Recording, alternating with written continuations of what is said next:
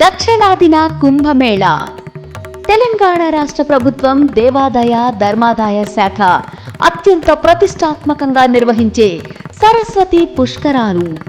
దక్షిణాదిన కుంభమేళాను తలపించేలా శ్రీకాళేశ్వర ముక్తేశ్వర క్షేత్ర సన్నిధిలో 12 రోజుల పాటు సరస్వతి పుష్కర మహోత్సవాలు. తేదీ 15/5/2025 నుంచి 26/5/2025 వరకు కాళేశ్వరంలోని త్రివేణి సంగమంలో పుష్కర స్నానాలు.